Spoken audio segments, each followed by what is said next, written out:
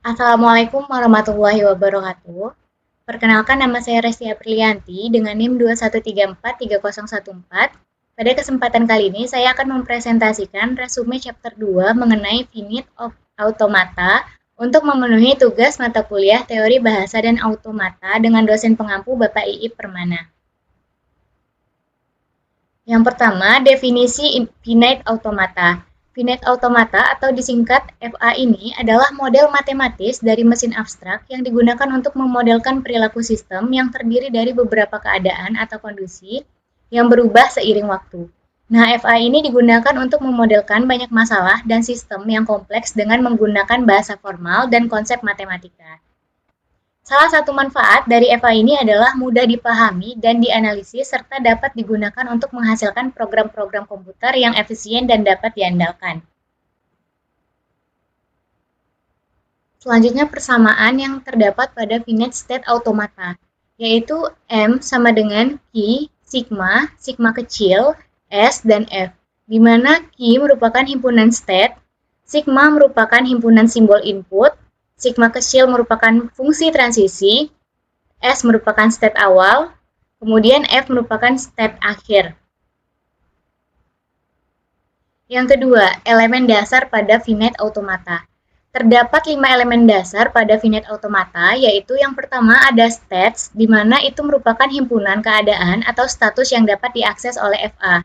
Selanjutnya ada alfabet, yang merupakan himpunan simbol yang dapat diterima oleh FA. Kemudian yang ketiga, transition, yang merupakan himpunan fungsi yang menjelaskan perpindahan dari satu keadaan ke keadaan lainnya dalam FA berdasarkan input yang diterima. Yang keempat ada start state, yang merupakan keadaan awal atau keadaan saat FA dimulai. Selanjutnya yang kelima ada accept states, yang merupakan himpunan keadaan yang dianggap sebagai keadaan penerima atau final state. 3. Cara kerja finite automata. FA ini bekerja dengan cara membaca input secara bertahap dan berpindah ke keadaan berikutnya berdasarkan simbol yang dibaca. Nah, jika FA berakhir di salah satu keadaan penerima, maka input tersebut diterima dan dianggap sebagai bagian dari bahasa formal yang dikenali oleh FA. Selanjutnya, finite state automata bekerja dengan cara mesin membaca memori masukan berupa tab, yaitu satu karakter tiap saat dari kiri ke kanan, menggunakan head baca yang dikendalikan oleh kotak kendali state berhingga, di mana pada mesin terdapat sejumlah state berhingga. Ketika head telah sampai pada akhir tab dan kondisi yang ditemui adalah state akhir, maka string yang terdapat pada tab dikatakan diterima finite automata, atau string-string merupakan milik bahasa bila diterima finite automata bahasa tersebut. Yang keempat ada jenis finite automata. Terdapat dua jenis finite automata, yaitu deterministic finite automata atau DFA dan non-deterministic finite automata atau NFA.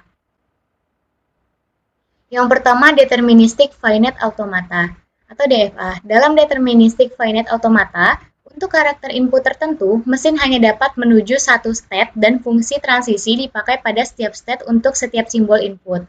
Selain itu, pada DFA ini perpindahan state null atau state kosong tidak diperbolehkan. Artinya, DFA tidak dapat mengubah state tanpa karakter input sama sekali. Nah, DFA ini terdiri dari 5 tuple, yaitu key atau himpunan semua state, sigma merupakan simbol himpunan input, selanjutnya ada key initial state atau state awal, F himpunan state akhir, dan sigma kecil yang merupakan fungsi transisi. Yang kedua, non-deterministic finite automata atau biasa disingkat dengan NFA atau NDFA yang sifatnya hampir sama seperti DFA, namun yang membedakannya adalah yang pertama, diperbolehkan terjadi perpindahan nol atau perpindahan simbol kosong, yang berarti NFA dapat berpindah ke state berikutnya tanpa membaca simbol input. Kemudian yang kedua, NFA dapat mengirimkan beberapa state untuk input tertentu. Pada dasarnya, kedua hal yang telah saya sebutkan tidak membuat NFA lebih unggul dari DFA. Karena jika kita bandingkan antara keduanya itu memiliki kekuatan yang setara. Selanjutnya, fungsi transisi pada NFA dapat didefinisikan atau dapat dilihat sebagaimana persamaan yang telah saya tulis pada slide tersebut. Baiklah, saya rasa hanya sekian presentasi tentang resume chapter 2 yang dapat saya sampaikan pada kesempatan kali ini. Jika terdapat kesalahan, saya mohon maaf. Saya akhiri. Wassalamualaikum warahmatullahi wabarakatuh.